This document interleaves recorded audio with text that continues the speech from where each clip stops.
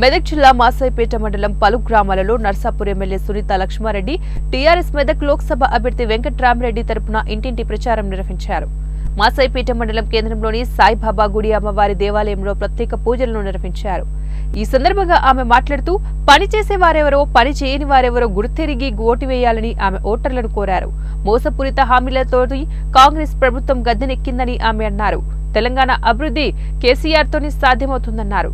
కేసీఆర్ హయాంలోనే వ్యవసాయానికి కాళేశ్వరం జలాలు, మల్లన్న సాగర్ జలాలు అందించారని, మిషన్ భగీరథ లాంటి పథకాలతో ఇంటింటికి నల్లాలు ఫిట్ చేసి నీళ్లు అందించారని, కేసీఆర్ చెప్పిన పథకాలే కాకుండా చెప్పనివి కూడా ఎన్నో పథకాలు మీకు అందించారని, ఇప్పుడు కూడా కేసీఆర్ బయటకు వచ్చాకే అన్ని పథకాలు కాంగ్రెస్ అమలు చేస్తున్నారని ఆమె అన్నారు.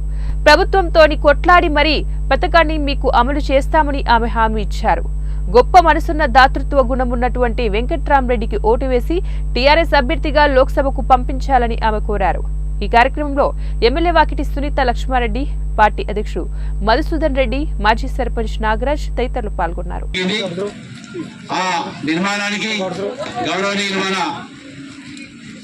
సునీత లక్ష్మారెడ్డి గారు వారి ఉదార స్వభావంతో దాదాపు 4 లక్షల రూపాయలు వెచ్చించి మొత్తం మందిరాన్ని కంప్లీట్ చేయడం జరిగింది.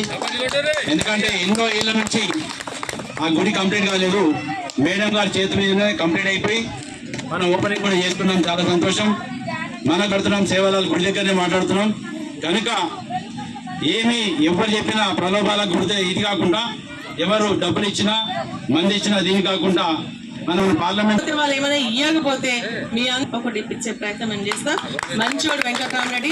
ఇప్పుడు ఒక ఆయనకు యాక్సిడెంట్ అయ్యింది. యాక్సిడెంట్ అయితే 100 పైసలు ఉన్నాయి. 4 రూపాయలు దానం చేసి ఊకోవచ్చు కదా, అట్లా చేయలేను.